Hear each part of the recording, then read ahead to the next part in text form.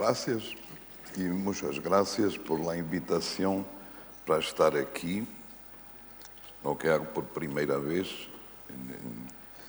en esta sala y donde sé que muchos colegas míos têm venido, está aquí uno por lo menos. Entonces hay un intercambio entre Pamplona y Porto, donde está muchas veces Patsy, que es importante en el diálogo, discusión de los problemas con que nos confrontamos hoy. Y hoy nos confrontamos con grandes problemas. Y la mitad de mí piensa que la arquitectura está en agonía. Y en Europa es muy difícil encontrar trabajo, en la Península Ibérica principalmente, pero não solo. Há problemas novos em nossa profissão. Eu me recuerdo com saudade de lo que era a organização da Ordem de los Arquitectos em Espanha, que era um exemplo máximo. E tudo isso está cambiando. E há uma tendência para partir a arquitetura em pedaços. Este pedaço é para quem nasce uma imagem exterior, este outro para um interiorista, este outro para um paisagista, este outro para um engenheiro disto, etc. Então, em lugar de existir, como tem que existir, uma equipa com muitas competências, para uma coordenação entre elas, para evitar a Torre de Babel, em vez disso, muitas vezes é cortado o projeto. Há países, e há casos em tantos países, onde o arquiteto faz um conceito e depois executivos lo fazem outro, e quando o conceito está acabado, vai para uns engenheiros que metem as luzes e para outros que metem o aire, etc, etc. Então, esta situação de fragmentação é a negação da arquitetura e há que invertê-la. Pero temo que a tendência seja também em la enseñanza de criar funcionários para trabalharem em grandes empresas e então uma fragmentação levado Esta pode ser uma visão muito negativa e de alguém que está acostumado a uma outra época, a dificuldade de adaptação. Mas que o perigo existe. E há um nome por detrás, Comunidade Europeia, porque é lá, por imposição, é a aceitação da Comunidade Europeia que, por exemplo, se liberaliza as condições de trabalho, é que surge em uma situação também de pouco trabalho, uma concorrência selvagem e onde, ao final, esta divisão corresponde a um centro que não é de autoria de um projeto, mas de comando de uma empresa. Em Portugal, há um plano já para que a Ordem de Arquitectos aceite como sócios sociedades. Então, aí, nas discussões profissionais, pode estar um empresário, um engenheiro, não sei o quê, um médico seria mais conveniente. Ora, passa um.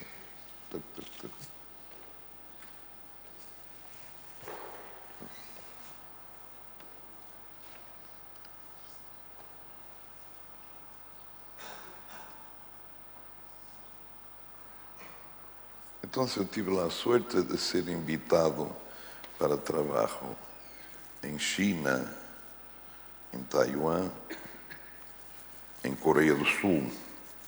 Salve China, porque assim se pôde manter um estúdio em funcionamento. E devo dizer que a qualidade de lo que se hace aí, ou de lo que hizo aí, é muito boa, muito bem construído, respeito por todos os detalhes hechos em Porto. Se algo não está bem, vai abajo para quedar bien, que sei que não é uma situação general em China, pero que en el caso del promotor querer calidad, como ha sido el caso en todos estes trabalhos que hizo, aí todo vai bem e se sente de novo o placer da arquitetura. E a arquitetura, sem essa sensação de placer, é a atividade mais penosa que existe. Pero não vou falar destes trabalhos, pero vou falar solo de um projeto que é do Museu Iberê Camargo, em Porto Alegre, em Brasil, que é outro caso de muita suerte. De novo, o promotor queria trabalho bueno. Se tratava de amigos do pintor, entre os quais um grande industrial de Porto Alegre, que é o principal sponsor, La Viuda, enfim, gente que estava muito empenhada em fazê-lo bem para ter o espólio do pintor e outras obras que ele havia colecionado. Iberê Camargo não é muito conhecido, creio eu, em Europa. Pero és um grande pintor. És da geração de Portinari, pero Portinari ha trabalhado com Corbusier, ha tido uma divulgação grande, ha trabalhado em Estados Unidos, etc. etc. Iberê Camargo se puso em Porto Alegre até o final da vida e então é menos conhecido. E a ideia de nós promotores é também de serem uma divulgação da sua obra com a atividade constante de um museu, com publicações, etc. Aqui está. A sua pintura é, de um modo general, quase sempre tem uns tonos dramáticos, que creio que está ligado a acidentes de subida, em certos momentos complicados. Eu estive muito jovem em Europa, pouco tempo, e se apaixonou pela pintura de Morandi e, em pouco tempo, tornou a Brasil e foi de Rio de Janeiro hasta a morte em Porto Alegre. Tinham este dramatismo, está patente em la expressão de sua pintura, pero era também capaz de fazer coisas delicadíssimas, como este dibujo de um tema muito recorrente em sua obra, que era a bicicleta. Passemos à obra aqui, já em construção. Ha sido um concurso que eu, como habitualmente, não queria ser, pero com a pressão de gente do escritório, como, por exemplo, Bárbara, que trabalhou intensamente neste projeto, acabei por concorrer, pero sobretudo graças a que houve telefonemas muito simpáticos e me enviaram um vídeo, fotografias do território e pouco a pouco me fui compreendendo que havia um empenho grande em que saíra bem este projeto para o museu, que era uma coisa muito sincera, muito autêntica. Então, havemos decidido de fazer o concurso e ganhamos o concurso. E, por primeira vez, fui ver o território onde construir.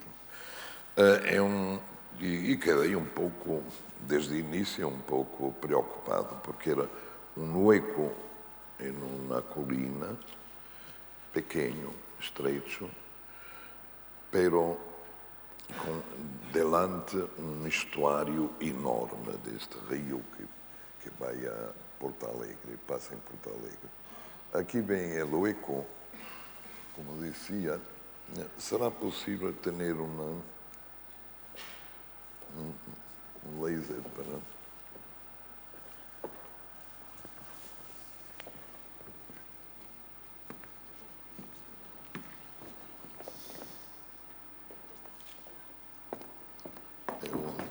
Agora aqui no vermelho. No vermelho.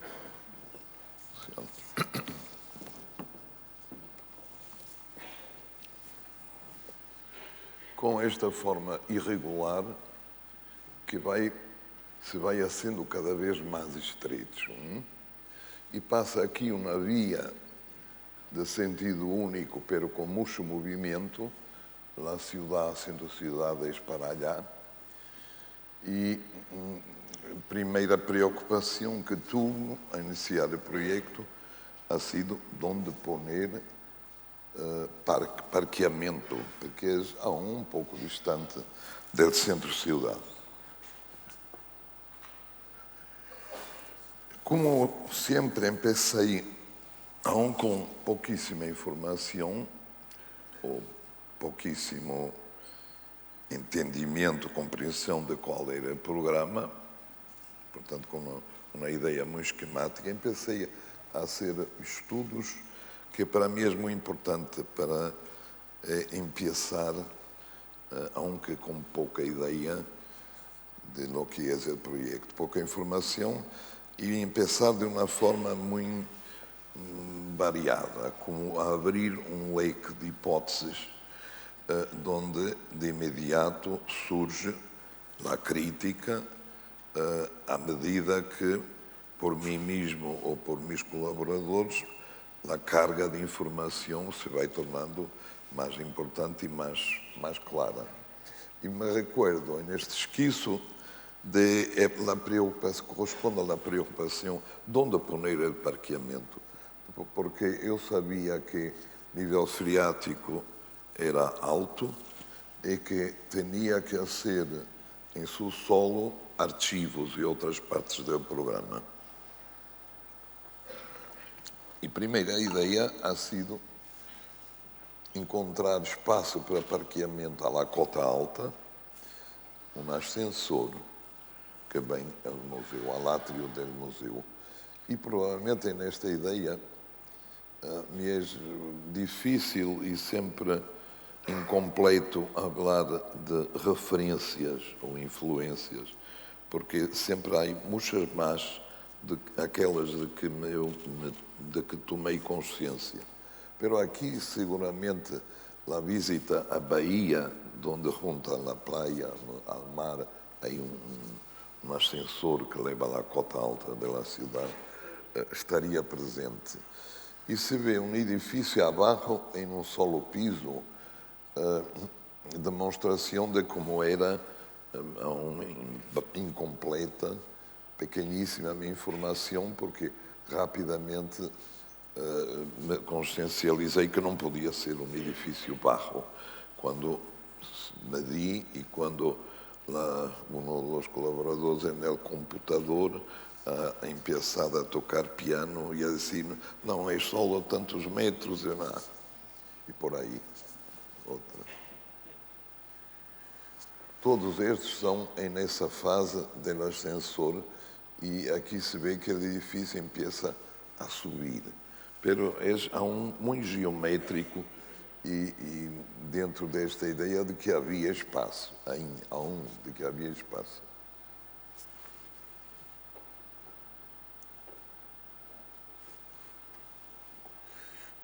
Aqui, pouco mais tarde, já surge um edifício em altura, ou na torre, porque arriba está em 2 pisos e depois aqui já empieza a subir e tentar fazer a experiência de como relacionar com o paisagem, com o eco, com este muro de trás, curvo, com a vegetação maravilhosa.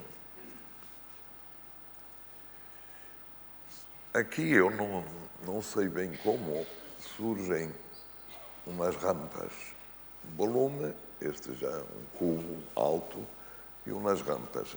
E para intentando escalpelizar o que seguramente não pensava em consciência neste dibujo, a ideia do museu é também uma ideia normalmente de percurso e de distintas cotas e, portanto, há tantos exemplos de museus onde aparece como elemento importante a rampa.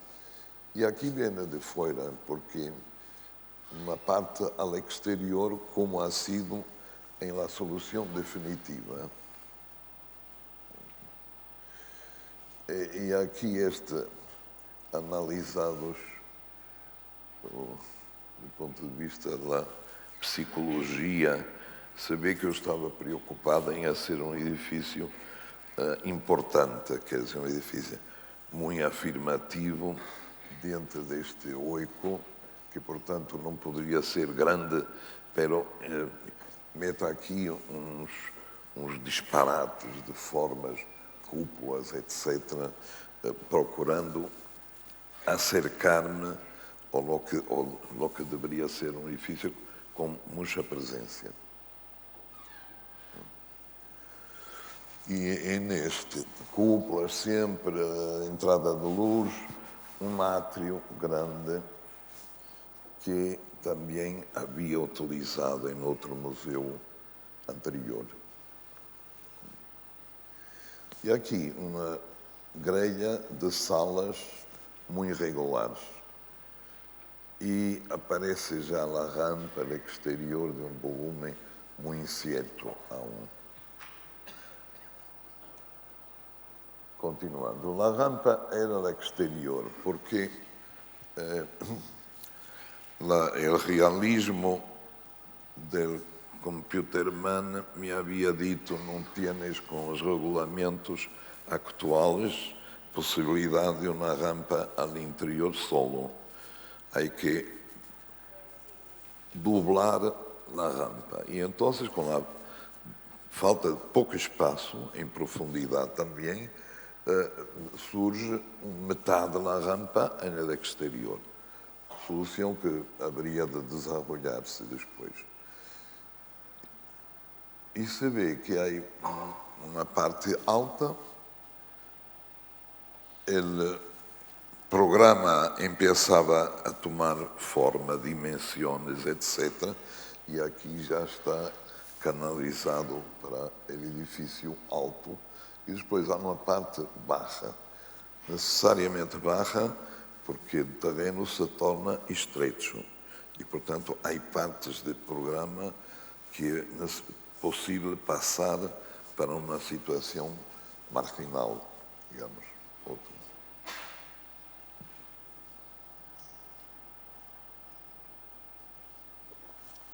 Aqui empieza a surgir a forma que seria a opção final, em la qual se vê que, de um certo modo, a frente hace la carreta é como o simétrico da curva natural, do terreno natural, não, porque é resultado da escavação anterior. E em lugar disso, a parte de trás é muito geométrica. Já se vê aqui nesse esquema. Então, contra a curva do lote, muito ortogonal, muito geométrico. Da outra parte, como simétrico respeito à curva do terreno. E aqui já está bastante preciso a divisão do programa em grande volume para o museu, propriamente para a exposição, e depois pequenos volumes, cada vez mais estreitos, porque o terreno hace isto. E aqui esses volumes começam a ganhar uma forma mais apresentável. Aqui a cafeteria, depois há uns estúdios para ensinança de gravado, que era uma especialidade de Iberia Camargo. E continua em paralelo com os dibujos em el computador e a maquete, a grande maquete que hicimos a tomar forma essas distintas partes do programa. Aqui está na parte contra a colina e aqui uma visão primeira do espaço central. Então, o programa se vai de exposições desenvolver em torno de um espaço a toda altura.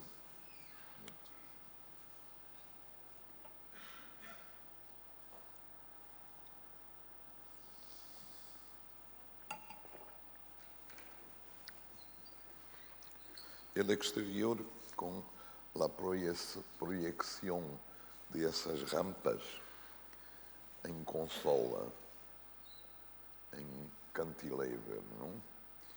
Isto, como surge esta ideia de abrir a rampa, porque surge com muita evidência quem está a trabalhar neste projeto, porque o volume, ao final, é estrecho e delante do museu há um enorme estuário.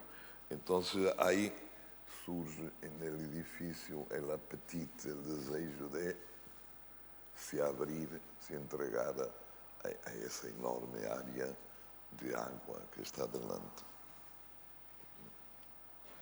E aqui é já bastante próximo da solução de executivo, não? Com áreas expositivas, acesso, cafeteria, estúdios e abaixo, claro, estão os parqueamento e arquivos. Bom, claro que a experiência em anteriores museus construídos, como este em Santiago, conta para o quarto museu, creio que projetei, pero conta relativamente porque as condições são muito distintas. Por exemplo, este museu está em um enorme jardim, cerca do convento de Bonaval. Então, aqui o primeiro cuidado foi trazer o volume do museu hacia a calle. Ao final, substitui um muro antigo que foi derrubado do convento, do jardim do convento, tentando liberar desta coisa que surge quase sempre, sobretudo em zonas históricas, que é medo da arquitetura moderna. Na primeira ideia contemporânea, a primeira ideia é que este vem a estropiar tudo. E aqui são salas retangulares, com cuidados em la iluminação e, sobretudo, em evitar a profusão de máquinas que sempre aparecem nos techos, não importa de onde, detecção disto, detecção daquilo, mais luz, mais grelhas de ar-condicionado, e tudo cabe aqui nesta mesa suspesa. Outro.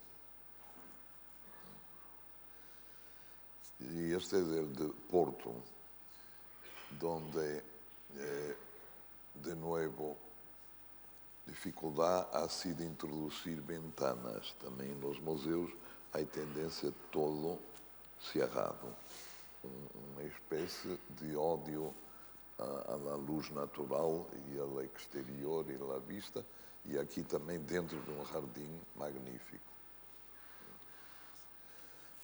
Aqui em Nápoles, museu, em um palácio bem no centro da cidade, e são salas relativamente pequenas, tenderão 5 por 5 metros, e então aqui ha sido de nuevo este intento de liberar soluções, de defender que em um museu de arte contemporânea com salas pequenas e só uma sala grande que se ha hecho debaixo deste pátio, se podia exponer tudo. E aqui já hicieron exposições de todos os italianos, de Rauschenberg, não sei, de todos. E se puderam perfeitamente fazer em las pequenas salas. Aqui se vê uma no pátio de Cromley. E aqui no interior dessas pequenas salas. E finalmente é o único que isso em diálogo com o curator, e um grande curator, o Stedelijk, adiciona Stedelijk. Pero quando o curator foi afastado por modificações, transições políticas e tal, claro que ele é arquiteto também, se vai contra. Também salas quadradas ou retangulares, como no museu antigo, não é? O museu do século XIX.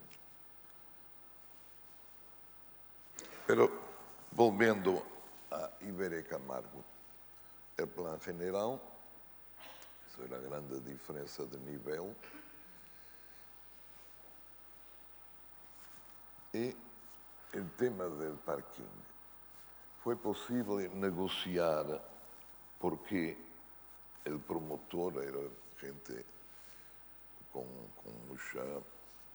muito prestígio de fazer o parqueamento debaixo da carretera. E, portanto, resolveu o problema de liberar dentro do terreno, liberar para poner partes do programa como um pequeno auditório, os arquivos, a administração iluminada por um pátio, biblioteca e os estúdios de enseñanza de gravados. E todo está rodeado de uma galeria para as infraestruturas e para a defesa da pressão da água e o parque tem acesso de um lado e salida e uma conotação direta ao interior interna do serviço e uma outra que vem por el exterior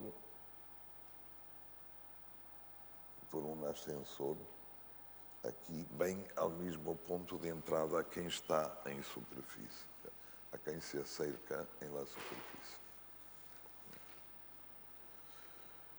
O piso principal, a projeção das rampas, os dois núcleos de comunicação vertical em los dois topos e o ascensor de serviço.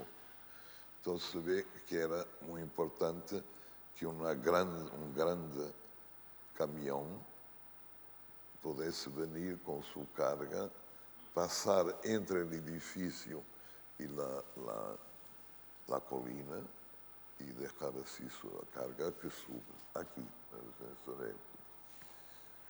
Bom, e aqui em piso terra é o habitual programa com vestiários, com uma pequena livraria e toaletes e tudo isso. E aqui são a cafeteria e os estúdios. Toda esta parte está conotada em el subsolo.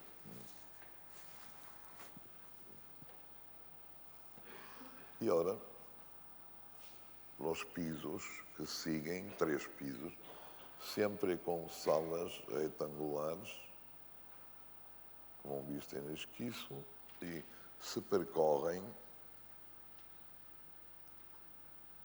internamente e depois se toma a rampa.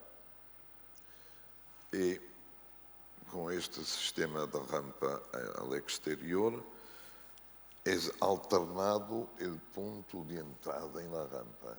Então, se uno faz este percurso e sube, não é este caso, mas é outro, e faz outro percurso em sentido contrário, quando uma rampa chega aqui, é em sentido contrário, pero é sempre contínuo, pero alternado, como um zigue-zague. E outro. Bom, o esquema é sempre de 3 salas, não é?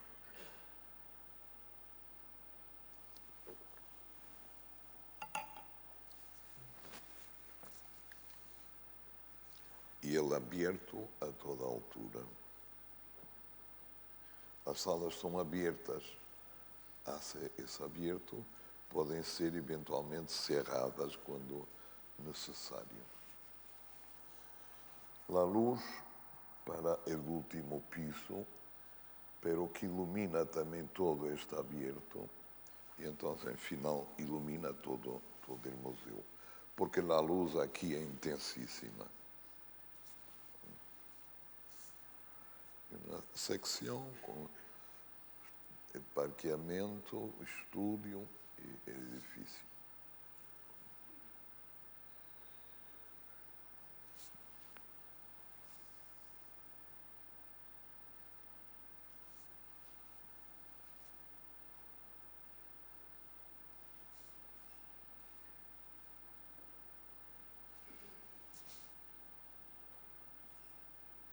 Bem, aqui é o início da construção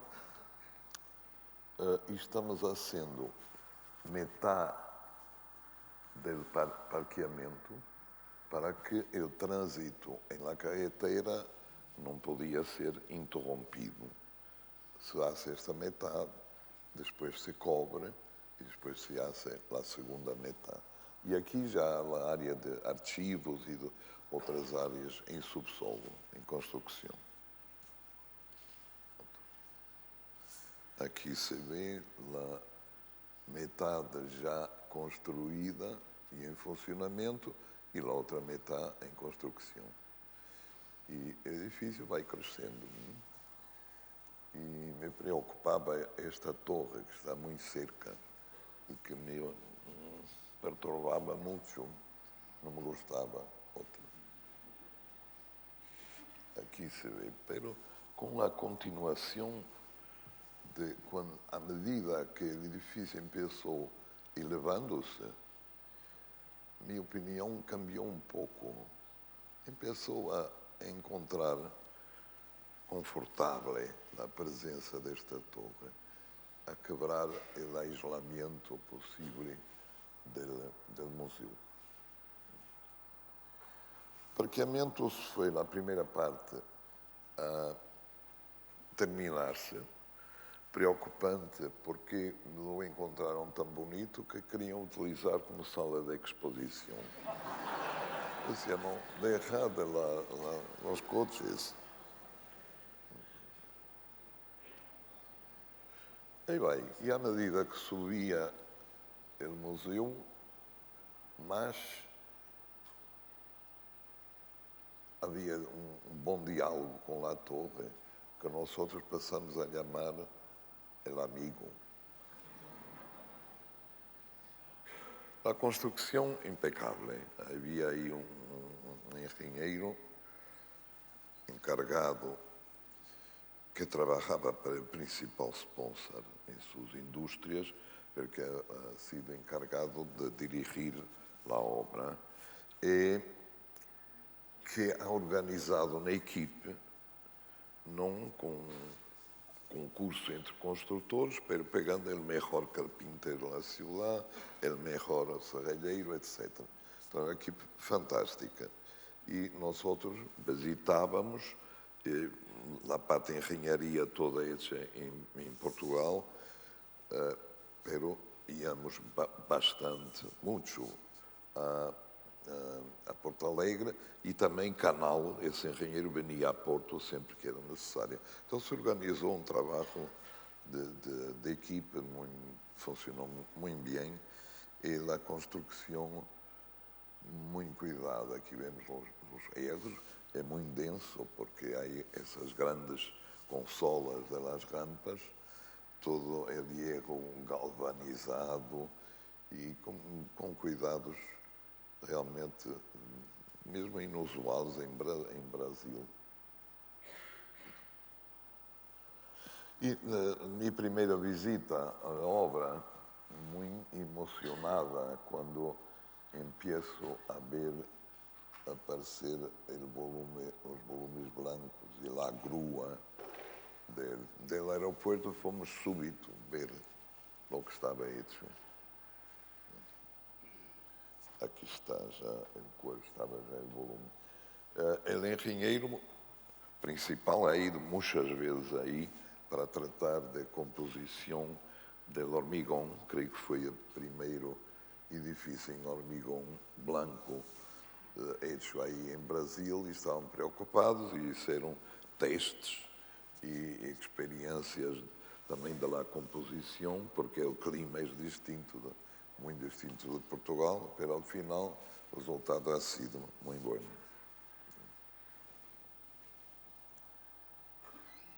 Aquela parte de trás, essa muito recta. E aqui avançamos para o acesso. As rampas, como se vê aqui, fazem uma espécie de antecâmara, porque a entrada é ali. Esta é a cafeteria. Uma das dúvidas, bem, a relação com o promotor, fantástica. E o promotor, ou seja, arquiteto principal, se quer bem, queda bem. Pero havia só uma dúvida, as ventanas, porque me diziam, com um paisagem maravilhoso, cierra o edifício.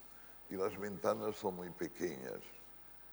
E eu dizia, vamos a ver, logo se vê.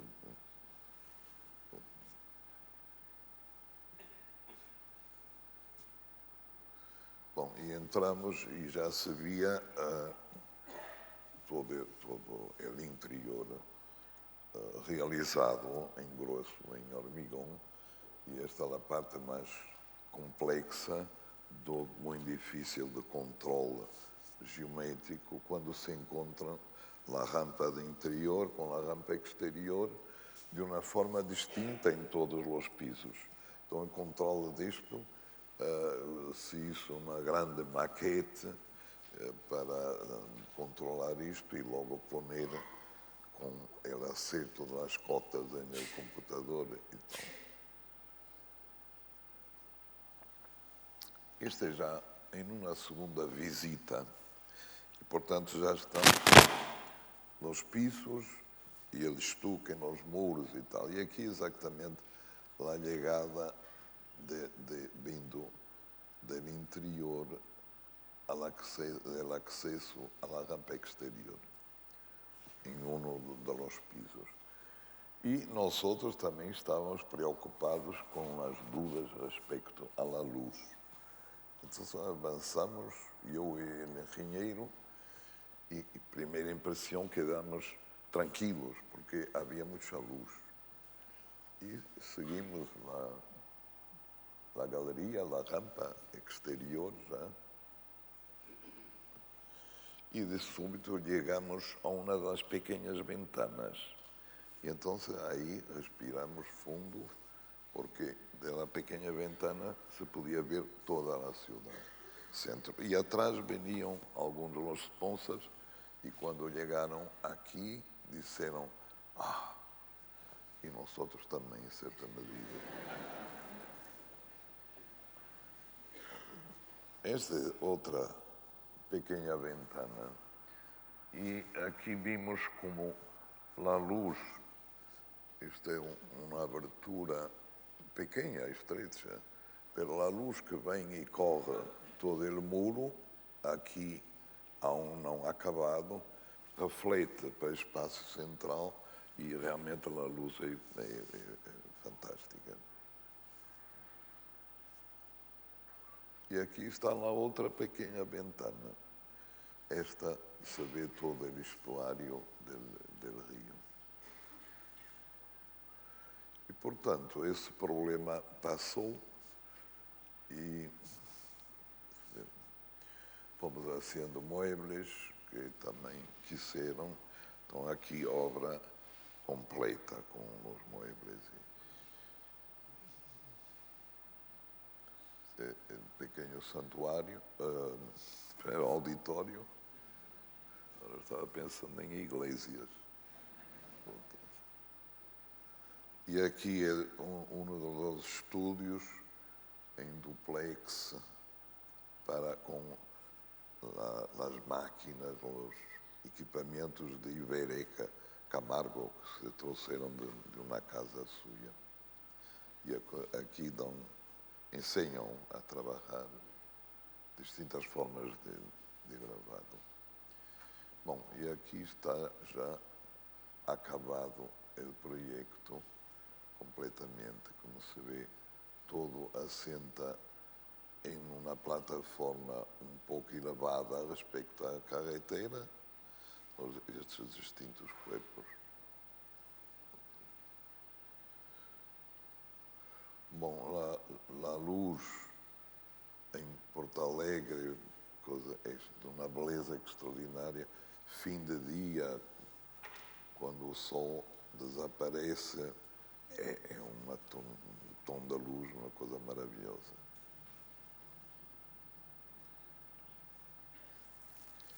Aí estão as pequenas ventanas e o acesso. Esta é outra visita com o edifício já praticamente acabado. Então, este é o acesso principal.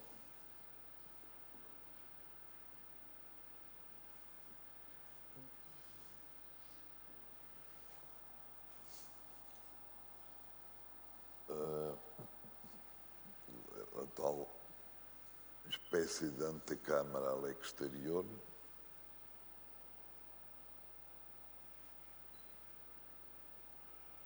Aqui, quando há um vernissage, se junta toda a gente. É o primeiro núcleo de comunicação vertical, escaleira e ascensor.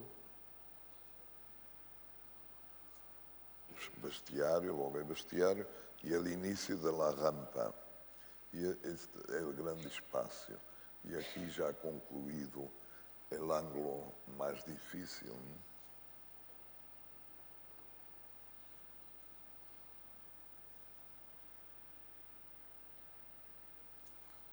E vai a rampa, e chegando aí, se vai fora para o exterior.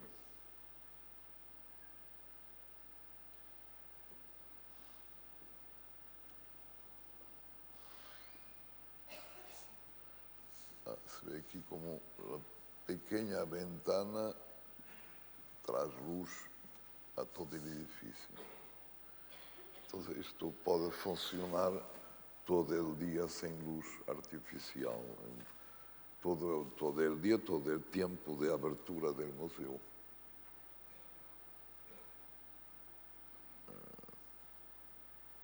Aqui está a luz no último piso e, portanto, ao final vai iluminar todo o espaço. Aunque há, às vezes, a tentação, por parte de curadores, de poner proyectores para dramatizar a vista de las obras de arte e que perjudica muito a manutenção das obras de arte, porque o projetor caliente e tal não é bueno. Então, aqui se pode percorrer as salas e ver em pormenor, pero também como encontrar em Guggenheim, se pode ter uma visão total das exposições. Guggenheim ha sido muito criticado e também muito prejudicado, sobretudo no sistema de iluminação de Wright, a um ponto Quereit não estuve na inauguração, não quis ir, e creio que morreu, ou antes ou pouco depois. Pero cambiaram coisas e foi muito criticado. E eu não sei, eu estive aí mais que uma vez e para mim é fantástica a forma como se visitam as exposições. O espaço central dá muitas possibilidades no mundo da arte de hoje, instalações e assim. E aí esta coisa de ver em detalhe e depois comparar, aunque há a distância, a ser sempre o ponto de lo que ha sido la visita.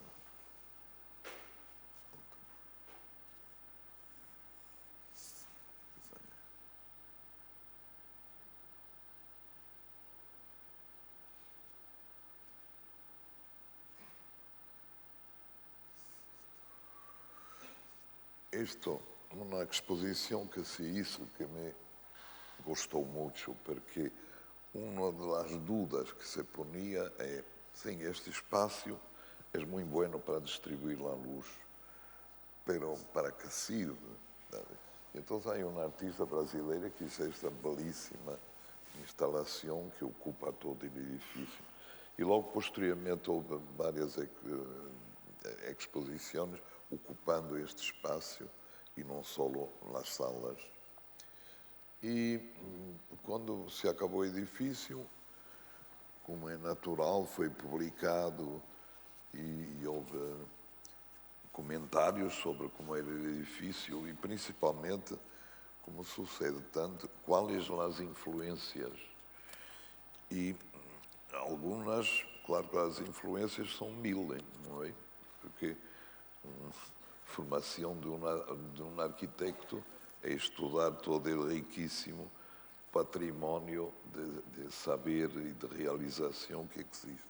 Portanto, há mil, mas algumas se tornam mais evidentes e outras que são apontadas, acabo por reconhecer, sim, isto foi objetivamente influência, mas nunca havia pensado nisso. Mas são as coisas que estão em subconsciente e quando uno está náufrago dos problemas, bem, e acorre e ajuda. Então aqui falaram muito da influência de Frank Lloyd Wright.